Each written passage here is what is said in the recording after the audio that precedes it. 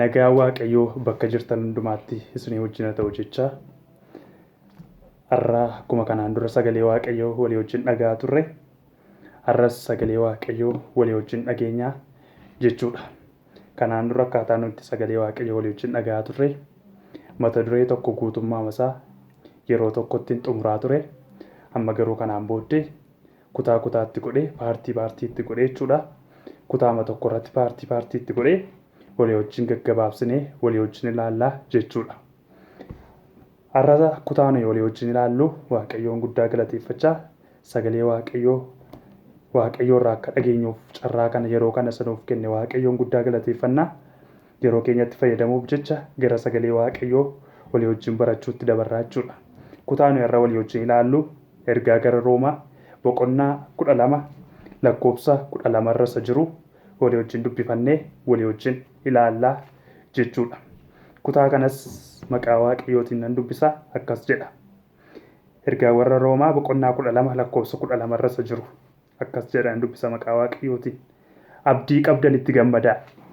Rakkina obsaa Waaqayyoon kadhachuuttis cimaa. Ameen. Irra deebiin nan dubbisa. Abdii qabdanitti gammadaa. Rakkina obsaa Waaqayyoon kadhachuuttis cimaa. Kutaa kana kutaan wajjin ilaallu mata duree gabaabaatti ilaannee paartiitti goonee walii wajjin ilaallaa jechuudha. Dheerachuu danda'a sababii ta'eef kutaadhaan walii wajjin ilaallaa jechuudha. Mata dureen irratti walii wajjin ilaallus mata duree jireenya kiristaanaa waan jedhu irratti walii wajjin ilaalla. Jireenya kiristaanaa yookaan jireenya nama Yesuus Kiristoositti amane tokko walii wajjin ilaallaa jechuudha. Kutaa kanarraa kan nuyi agarru Phaawulostuu gara warra Roomaatti barreessaa jechuudha.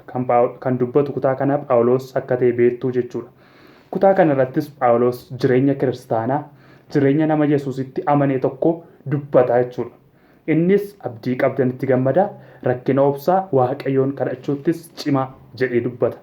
Akkamitti jireenya kiristaanaa yookaan nama Yesuusitti amane ta'uu danda'a jettanii yaaduu dandeessu. Garuu jireenya kiristaanaa kan inni ta'e Phaawulos kan inni dubbatu iddoo kanatti jireenyi nama Yesuusitti amane tokko kana keessa akka jiru dubbata jechuudha. Kana jechuunis namni Yesuus Kiristoositti amane yookaan kiristaanni tokko biyya lafaa kana keessatti abdii qaba, rakkina qaba, kadhachuus immoo qaba jechuudha. Namni Yesuusitti amane tokko kutaa kanarra kan jiru jireenya kiristaanaa qabxii 3 ijoo kaa'ee jira Phaawulos akkas jedhee dubbata. Abdiitu jiraadha, rakkinatu jiraadha, wanta gochuu qabdanitu immoo jira. Kana jechuun abdii qabdanitti hin gammaddu, rakkina immoo hin obsitu, wanti isin gochuu qabdan immoo Waaqayyoon kadhachuutti cimaa. Jireenyi kiristaanaa tokko kanadha jechuudha. Namni Yesuusitti amane tokko biyya lafaa kana keessarra namni jiru nuyi kiristaanonni jechuudha. Abdii qabna, abdii sanatti hin gammanna. Rakkinatu jira, rakkina sana hin obsina. Wanti nuyi gochuu qabnu immoo Waaqayyoon Yesuus Kiristoosiin uumaa keenyas ta'e kana kadhachuu qabna jechuudha. Kutaa har'aa kana gaggabaabsinee kutaatti goonee ilaalla waan ta'eef kutaa nuyi har'a walii wajjin ilaallu waa'ee rakkina kanaa qoromsa kanaa walii wajjin ilaallaa jechuudha. Waa'ee rakkinaaf qoromsa kiristaana kanaa walii wajjin ilaallaa jechuudha. Wangeela Yohaannis boqonnaa 16 lakkoofsa 33 irratti sagalee Waaqayyoo akkas jedha. Wangeela Yohaannis boqonnaa 16 lakkoofsa 33. 16 lakkoofsa 33 akkas jedha. Anatti qabattanii nagaa akka qabaattaniif ani kana hundumaa isinitti hime. Biyya lafaatti rakkina qabdu garuu jabaadhaa ani biyya lafaa moo'eeraa jedhee ameen. Dubbii kana kan dubbatu Yesuus Kiristoositti bartoota isaatti dubbata. Yeroo kanas yeroo inni dubbatu yerootti biyya lafaa kanarraa ergama isaa xumuree gara waaqarraatti yeroo ol ba'uuf jiru bartootatti dubbata. Akkasittiin jedha. Biyya lafaa keessatti rakkina qabdu jabaadhaa garuu ani biyya lafaa moo'eeraadha. Phaawulos akkas dubbii isaan sana keessatti gammadaadhee rakkina moo'edha. Rakkineef gammaduun walitti dhufu ture. Garuu sagalee Waaqayyoo Yesuus Kiristoos maal jedhe bartootaan biyya lafaa keessatti rakkina qabdu. Rakkinni suni rakkinadha. Kan nuyi gammaduu qabnu immoo abdiin keenya inni ta'e immoo biyyi lafaa moo'amuu isaati. Jabaadhaa garuu maalodha? Biyya lafaa moo'eera. Abdiin jiru maalodha? Biyyi lafaa moo'ameera. Rakkinni nuyi qabnu kun moo'ameera. Rakkinni yoo jiraate iyyuu Yesuus Kiristoosiin moo'ameera waan ta'eef abdii nuyi qabnu isadha waan ta'eef abdii sanatti gammadaa rakkina immoo obsaadha. Yeroo baay'ee rakkinaaf gammaduun walii wajjin dhufu. Garuu Phaawulos maalidha? Abdii qabda itti gammadaa. Abdichi isa kamii? Abdiin sun biyyi lafaa sun rakkinichi mo'amuu isaa agarsiisa. Rakkinni sun immoo maalodha? Obsuu keenya agarsiisa. Namni Yesuusitti amane egaa rakkina qaba. Rakkinni sun immoo mo'amaadha. Abdiin isaa immoo maalodha? Rakkinichi sababii inni mo'ameef. Mo'amee sababii jiruuf abdii qabaa jechuudha. Gammaduu qabaa jechuudha. Abdii isaa itti gammaduu qabaa jechuudha egaa. Filiphisiiyuus boqonnaa 1 lakkoofsa 39 irratti akkasidha sagalee Waaqayyoo. Filiphisiiyuus boqonnaa 1 lakkoofsa 29 irratti akkasidhaan dubbisa.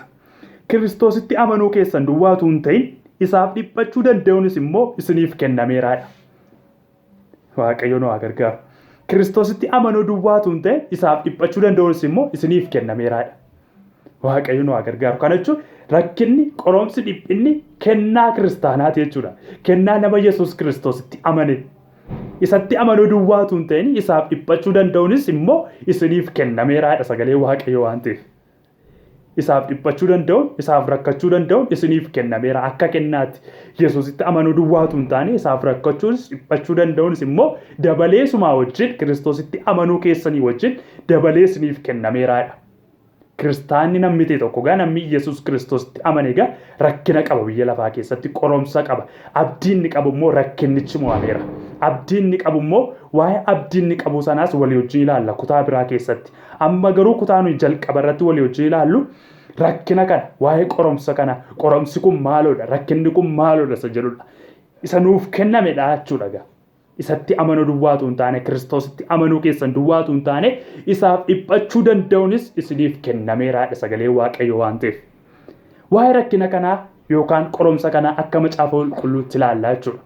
Rakkina yookaan qoromsa kana gosa meeqatu jira isa jedhu walii wajjin ilaallaa jechuudha. Kutaa har'aa kana keessatti gosa qoromsaa yookaan rakkinaa akka macaafa qulqulluutti walii wajjin ilaalla. Macaafni qulqulluun qoromsa yookaan rakkina gosa sadiitti qoodee nutti agarsiisa. Akkanaaf galatti akka nu badhetti jechuudha. Rakkina gosa sadiitu jira. Gosa sadiitu jira. Rakkinni inni tokkoffaa rakkina fedha fooniiti yookaan qoromsa hawwii fooniiti. Rakkinni isa kanadha.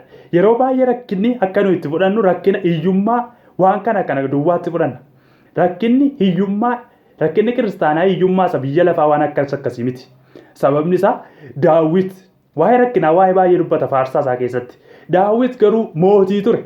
Hiyyeessan ture Daawit. Garuu rakkina qaba ture, qoromsa qaba ture. Rakkinni isaa maaloodha? Hiyyummaa isa biyya lafaa argachuu dhabuu isa biyya lafaatu hin taane qoromsa isa fedha foon isaatii fa'i, rakkina isa hafuura isaatii fa'i.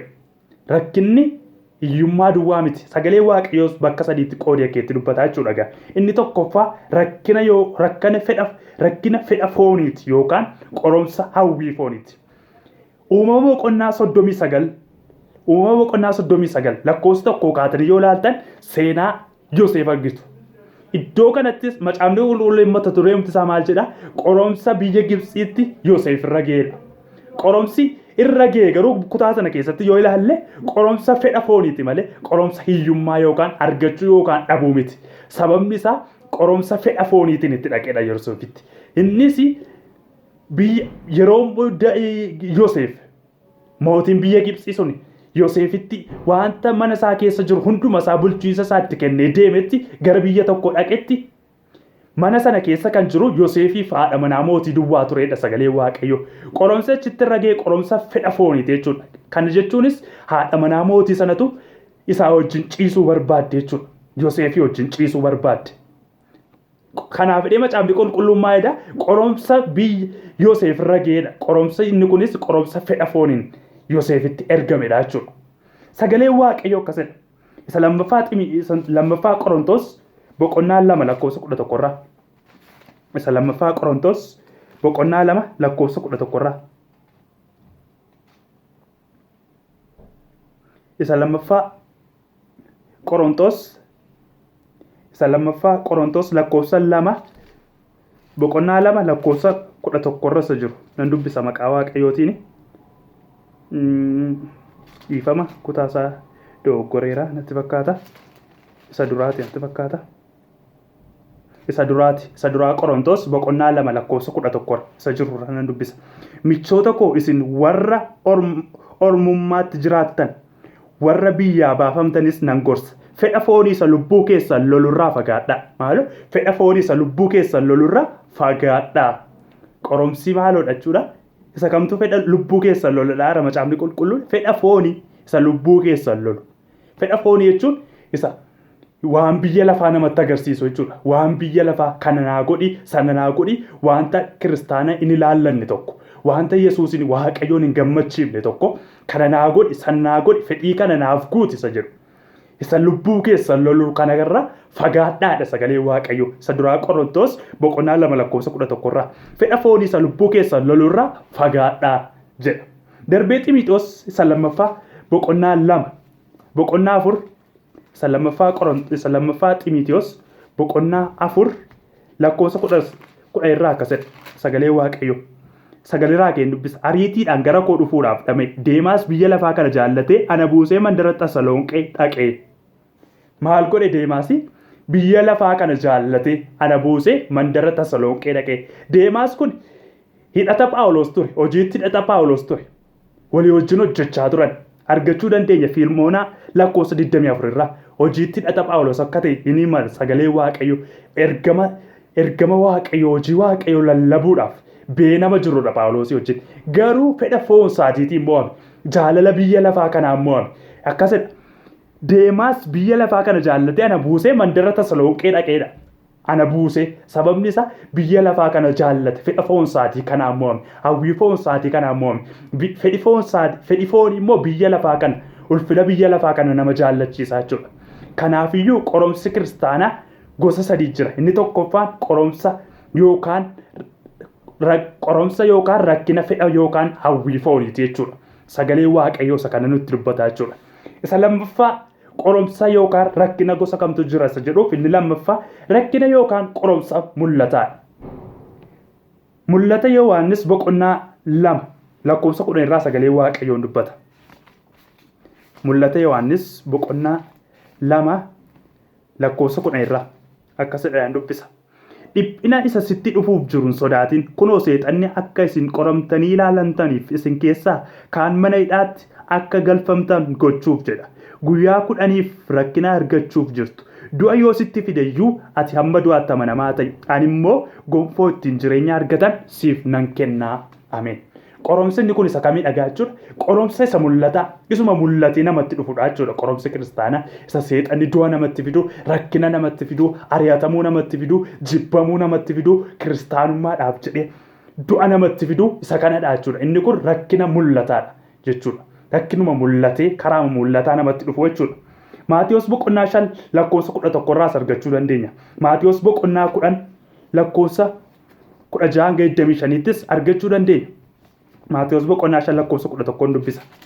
Maatiyos boqonnaa 5 lakkoofsa 11. Anaaf jedhanii namoonni yemmuu isin arrabsan, yemmuu isin ari'atan, sobaan waan hundumaa yemmuu isin irratti dudubbatanis gammadaa. Yeroo isin jibban, yeroo isin arrabsan anaaf jedhanii maqaa kootiif jedhanii sababii isin kiristaan amanaa taataniif jedhanii yoo isin arrabsan, yoo isin jibban iyyuu isin gammadaadha sagalee Waaqayyoo. Qoromsni lammaffaan qoromsa isa mul'ataadha jechuudha. Isa kiristaanummaadhaaf jedhanii arrabsaman, dhugaadhaaf jedhanii jibbaman, Iyesuus Kiristoosiif jedhanii ari'atamanidha jechuudha. Isa kanadha qoromsi mul'ataa.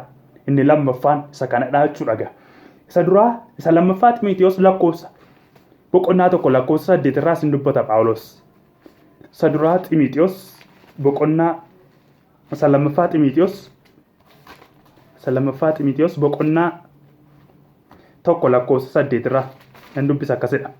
Eegaa akka Waaqayyo humna siif kennetti wangeelaaf rakkachuu keessaa qooda qabaadhu malee gooftaa keenyaaf dhugaa ba'uu waa'ee koo isa ani sababii Kiristoosiif jedhee hidhamees hin yeellayni. Wangeelaaf rakkachuu keessaa qooda qabaadhu isan Kiristoosiif jedhee wangeelaaf dhugaa ba'uudhaaf jedhee hidhamee jiru kanatti hin yeellayni. Yoo hidhamuun dhufellee yoo rakkinni dhufellee itti yeellayni wangeelaaf rakkachuu keessaa Iyesuus Kiristoosiif rakkachuu keessaa qooda qabaadhu jedhee Phaawulos Xiimotewosiin gorsaa jechuudha. Rakkinni kun rakkina isa mul'ataadha jechuudha. Isa sadaffaa rakkinni gosa akkamiitu jira jedhuuf rakkina yookaan qoromsa hafuuraati. Qoromsa hafuuraa yookaan rakkina hafuuraati. Inni kun Maatiyos boqonnaa 4 lakkoofsa 1-11 kaafne ilaaluu dandeenya. Inni kunis qoromsa Iyesuus Kiristoos qoramedha jechuudha. Wangeela Yohaannis boqonnaa 4 lakkoofsa 1-11tti. Qoromsi kun qoromsa baay'ee cimaa natti fakkaata qoromsa isa kaan irraa jechuudha. Qoramuu Yesuus Kiristoos agarra seenaa kanatti. Qoromsi kun qoromsa hafuuraati. Kana jechuunis Yesuus Kiristoos hafuuraan lolame yeroo kanatti. Macaafa qulqulluutu fiilmii gooftaarraa arguu dandeenya. Fiilmii gooftaarraa seexanatu boofafaatu qaamaan itti mul'ate. Akka waan qaamaan mul'ate godhe malee macaafni qulqulluu Yesuus Kiristoos kan inni qorame hafuuraan seexanni sammuu isaatti dubbate keessa isaatti dubbate malee baasee mul'ate itti mul'ate miti. Itti mul'ate ma boofi dhaqee itti mul'ate itti dubbate isa qore miti. Kana jechuun itti dubbachuudhaan hafuuraan yaada Yesuus Kiristoos itti dubbachuudhaan qore jechuudha. Qoromsa hafuuraa kanas bakka sadiitti qorree ilaaluu dandeenya. Qoromsuma hafuuraa sadaffaa kana paartii sadiitti qoonnee ilaaluu dandeenya. Isuma kanarraa qoromsa Yesuus Kiristoos qorame keessaa jechuudha. Isuma irratti hundaa'uudhaan. Isa lakkoffaa qoromsa hafuuraa kun qoromsi karaa kamiin akkaataa kamiin nama qoramasa jedhuuf namatti haasa'uudhaan nama qora seexan. Namatti haasa'uudhaan. Maatiyos boqonnaa 4 lakkoofsa 3-4 arguu dandeenya. Yemmuu Yesuus beeleetti Yesuus Kiristoos maal ittiin jedhe dhagaa kana fuudhii biddeen godhi ittiin jedhe maal jedhe itti dubbate. Beela'uu isaa Yesuus Kiristoos argee itti dubbate maal ittiin jedhe dhagaa kana fuudhiiti biddeen akka ta'uuf abboomii. Kana jechuun maaloodhaa itti haasa'uudhaan qoree jechuudha Yesuus Kiristoosiin seexanni yeroo sana. Qoromsi hafuuraa yeroo baay'ee namatti haasa'uudhaan seexanni gurra namaatti sammuu namaatti haasa'uudhaan ati abdii kutatteetta duuteetta Yesuus Kiristoosiin gadi. Jireenya kanaaf maaltu si qore dhiisi kiristaanummaa maaltu si qore jireenya namaatti sammuu namaatti yaada namaatti seexanni dubbatudha jechuudha qoromsi hafuuraa. Yesuus Kiristoositti maal jedhe gaa seexanni itti dubbate jechuudha. Dhagaa kana buddeena godhi beela'uu isaa argee akkasittiin jedhe jechuudha. Isa lammaffaa qoromsa hafuuraa seexanni akkamitti qore Yesuus Kiristoos isa jedhurraa ilaaluudhaa fi isa lammaffaa karaa jallaa akka namni aangoo isaatti yookaan haboo isaatti fayyadamu gochuudhaan nama qora. Seexanni akkamitti nama qora karaa jallaa akka namni aangoo isaatti yookaan haboo isaatti fayyadamu gochuudhaan. Kanumarraa arguu dandeenya. Maatiyos boqonnaa 5 lakkoofsa 7 kaane. Seexanni immoo gara mandara qulqullaatti isa geessee fiitee guutuu mana qulqullummaa irra isa dhaabachiise. Ati dhuguma ilma Waaqayyoo taate kanarraa gad of darbadhu. Inni ergamoota isaa siif hin abbooma. Miilli kee dhagaatti akka hin buunetti isaan harka isaanii irratti si baatu kan jedhu caafameera ittiin jedheedha. Sagalee Waaqayyoo iddoo kanatti kan ilaallu seexanni kutaa macaafa qulqulluu keessaan Yesuus Kiristoosiin qore. Kana jechuunis karaa jallaa akka Yesuus Kiristoos haboo isaatti aangoo isaatti fayyadamu gochuu barbaadeeti. Kan inni hubachiiseef aangoo isaa kan inni hubachiiseef gaarummaadhaan miti seexanni iddoo kanatti. Maal ittiin jedhe achirraa gad of darbadhu ergamoonni si eegan jiru ergamoonni si baatan jiru haboo akkasii qabdaa. Achirraa gad of darbadhu waa tokkollee ta'uu hin dandeessu ittiin jedhe. Kana jechuun karaa jallaa haboo isaatti aangoo isaatti akka Yesuus Kiristoos fayyadamu gochuu barbaadeeti jechuudha. Arras kiristaana kan inni ittiin qoru seexanni qoromsa hafuuraa karaa jallaa akka namni aangoo isaatti haboo isaatti fayyadamu gochuu barbaadeeti. Kana jechuun yooti abbaa murtii taate Waaqayyoota abbaa murtii si godhe isa kaleessa si qoraa ture isa kaleessa si rakkisaa ture kana itti murteessi Waaqayyoota aangoo kana siif kenne jireenya namaatiin isa yerooti hiyyeessa turte rakkina keessatti si ilaalee si bukkee darbe arra Waaqayyo nama guddaa gaafa inni si godhu nama guddaa taate gaafa jirtu isa kaleessa yeroo rakkinaa si bukkee darbe sana arra seexanni maal jedha Waaqayyoota nama guddaa si godhe ijaarratti bayi si bukkee darbe miti kaleessa hiyyummaa kee ilaalee si bukkee darbe miti arras bukkee darbi Waaqayyoota aangoo kana siif kenne Waaqayyoota haboo kana siif kenne ittiin jedha. Kun jechuun qoromsa hafuuraati. Irratti dammaquu qabna. Waaqayyo yoo rakkina keessaa nu baaseyyuu isa yeroo rakkinaatti dheengadda nu bukkee darbe. Akka nuyi deebifnee yeellaasifnu miti. Akka nuyi deebinee haboo Waaqayyo nuuf kenne aangoo Waaqayyo nuuf kennetti fayyadamne jireenya namaa irratti akka nuyi dhiibbaa geggeessinu miti. Hubachuun nurra jiraata jechuudha. Wangeela Maatiyos boqonnaa 19 lakkoofsa 29 irraa akkas jedha sagalee Waaqayyo warra anatti amananiidha Yesuus Kiristoos waan hundumaa dhiisee ana duukaa kan ba'e lafarratti dachaa dhibba Waaqa irratti jireenya bara baraa qabaadha. Sagalee Waaqa seexanni gaa sagalee Waaqayyootiin namatti dhufa yeroo baay'ee. Sagalee Waaqayyoo akkas jedha lafarratti dachaa dhibbooti Waaqa irratti jireenya bara baraatiyooti atoo lafarratti rakkachaa jirta. Maaloodha jedhee aangoo kana si hubachiisee si dogoggorsuu barbaada yeroo baay'ee. Lafarratti sitti badaara Waaqayyoon sobaa Yesuus Kiristoos hin sobaa ati aboo akkasii qabda maaltu si rakkise namaan jechuu barbaada lafarratti dachaa dhibboo qabdootidha. Garuu sagalee waaqayyoodhaaf ofirraa deebisuu qabna. Innis isa duraa Qorontos boqonnaa 15 lakkoofsa 19 irraa akkasidha Phaawulos gaafa dubbatu jireenya amma biyya lafaa kanarra jiraannu duwwaadhaaf Kiristoosin abdanne taanaan namoota hundumaa caalaatti nu bootu ta'a.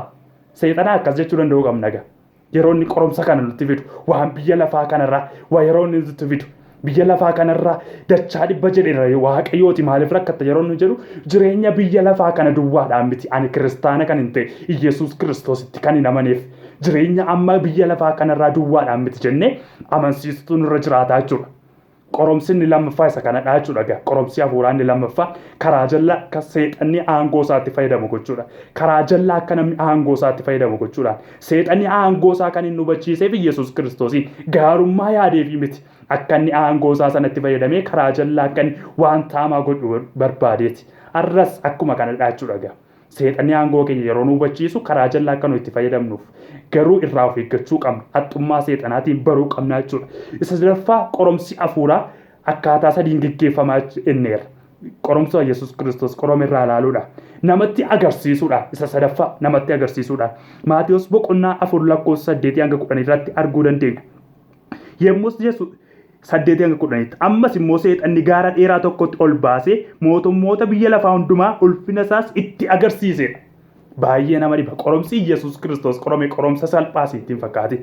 Anaan baay'ee na dhiba qoromsichi. Biyya onaa keessa jira, lafa onaa keessa jira, dadhabee jira, beela'ee jira. Waan irra taa'u qabu rakkina dhagaa keessa jira.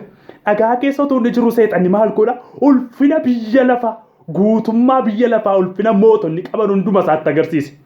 Yeroo baay'ee nama rakkisa rakkina keessatu jirtu qoromsa keessatu jirtu hariyaatamu dhiphina keessatu jirtu iyyummaa keessatu jirtu yeroo seexanni dhufe ulfina biyya lafaa mootonni kan isaan qaban yeroo inni sitti agarsiisu raafamuu dandeessa dhiphachuu dandeessa maaltu na qorayyoochuu dandeessa. Iyesuus Kiristoos jireenya dhiphisaa keessatu jiru seexanni maalitti agarsiisa? Ulfina biyya lafaa guutummaa biyya lama inni waan irra taa'u dhagaa irra taa'u yoo dhabee jira fotee mootonni irra ta'an beektonni gurguddoonni irra ta'an hundumaatti agarsiise. Lafa dhoofte yoo naaf sagadde kanan siif kenna. Yoo naaf sagadde kanan siif kenna. Seexanni irras akkasidha. Qoromsi hafuuraa kanadha. Sitti agarsiisa jireenya keetti yeroo rakkinni qoromsi biyya lafaa hiyyummaa sitti dhaga'amu kanan siif godha. Hiyyummaa keessaa sin baasa. Ulfina biyya lafaan si uffachiisa. Anatti sagadi siin jedha yeroo baay'ee. Ati garuu kanarraa dammaquu qabda. Seexanni haxxummaan isaa kanadha. Seera uumamaa boqonnaa 3 lakkoofsa 6 akkasidha sagalee waaqayyoo. Seera uumamaa boqonnaa 3 lakkoofsa 6. Boqonnaa 6 lakkoofsa 3 boqonnaa 6 dubartittiis ija mukichaa nyaataaf gaarii ta'uusaa ija namaattis kan tolu ogeessa nama gochuufis gomjaasisaa ta'uusaa agarteedha. Seexanni sitti agarsiisa gaa cubbuun ulfinni biyya lafaa gomjaasisaadha si hawwisiisa. Garuu tooftaan seexanaa ulfina xiqqoo sitti agarsiisee ulfina bara baraa si dhabsiisuudha. Seexanni maal godhe Addaamiin Hewaanitti ulfina xiqqoo argisiise. Gonjaasisaa ta'uusaa agarsiisa. Hawwisiisaa ta'uusaa agarsiisa. Iji mukichaa hawwisiisaa ta'uusaa agarsiisa. Ulfina xiqqoo kanatti agarsiisee garuu maal godhe jannata keessaa Eden keessaa baase. Kaayyoon seexanaa inni guddaan ulfina xiqqoo sitti agarsiisee ulfina bara baraa isa bara baraan gammachuu filillee qabu keessaa si baasuudha. Irratti dammaquu qabda gaa yeroo inni ulfina biyya lafaa sitti agarsiisu ani kanaaf harkan kennu. Kanaaf harkan kennu ulfina guddaan ni eegaa jira ulfina bara baraan ni eegee jira jettee irratti dammaquu qabda jechuudha. Seexanni qoromsi hafuuraa kanadha jechuudha. Karaa sadii gaggeeffamaa inneerra. Tokko namatti haasa'uudhaan Yesuus Kiristoositti naasee isa lammaffaa karaa jallaa akka inni aangoo isaatti fayyadamu godhe Yesuus Kiristoosin seexanni isa sadaffaa irratti itti agarsiise ulfina biyya lafaatti agarsiise. Tunni rakkinaaf qoromsa keessa jiru arras seexanni akkasidha. Ulfina xiqqoo sitti agarsiisee kaayyoon isaa ulfina bara baraa si dhabsiisuu barbaada. Waaniin akkas godhe ulfina xiqqoo ija mukichaa gaarii ta'uu isaatti agarsiisee ija keetu banamattiin jedhee dhuguma ijisee banameera garuu akka waaqayyoo taatonnaan ulfinuma isa qaban sanayyuu ulfina bara baraa isa qaban sanayyuu hin dhaban jechuudha. Seexanni kaayyoon isaa soba xiqqoo sitti agarsiise ulfina xiqqoo tokko si agarsiisee ulfina guddaa si dhabsiisuudha. Irratti dammaquu qabdaa jechuudha. Waaqayyoof galanni guddaan haa ta'u. Isaarraa kutaa kanarratti haasuma irratti dhaabnaa jechuudha. Kana jechuunis jireenya kiristaanaa inni irraa kiristaanii tokko abdii qabaa, rakkina qabaa, wanta gochuu qabu qabaa inni irraa. Waa'ee rakkinaaf qoromsaa asuma irratti walii hojii ilaalleerra bakka sadiitti qoonnee ilaalleerra. Inni tokkoffaan rakkinaa yookaan qoromsaa hawwii fooniiti inni irraa. Inni lammaffaan rakkina yookaan qoromsa mul'ataadha inni irraa. Inni sadaffaan rakkina hafuuraati irraa qoromsi hafuuraa kunis bakka sadiitti qoramannee ilaalleerra kutaama Maatiyos boqonnaa 4:1 kaanee qoromsa Yesuus Kiristoositti qorameella irraa kaanee jechuudha itti agarsiisuudhaan itti haasa'uudhaan karaa jalaa kan aangoo isaatti fayyadamu gochuudhaan qoree jechuudha. Kutaa isa lammaffaa irratti paartii 2 irratti jechuudha. Dirree qoromsaa isa jedhu yookaan dirreen qoromsaa dirree akkamiiti? Rakkina kana keessatti maaltu ta'a? Qoramuu keenya keessatti maaltu ta'a? Maal arganna? Rakkina keessa abdii akkamiitu jira? Isa jedhu walii wajjin ilaallaa jechuudha. Arraafisuma kanarratti dhaabnaa torbanarraa amma kutaa kanarratti paartii 2 irratti wal agarruutti nagaa Waaqayyoo bakka jirtan hundumaattis ni wajjin ta'u Waaqayyo bara keessan jireenya keessan eebbisu nagaa fayyaa isaa nuuf kennee torbanarraa immoo dirree qoromsaa yookaan dirree rakkinaa keessatti maaltu ta'a? Abdii akkamiitu jira? Isa jedhu walii wajjin ilaalla. Waaqayyo sinaa eebbisu nagaa Waaqayyoon tura. Ameen.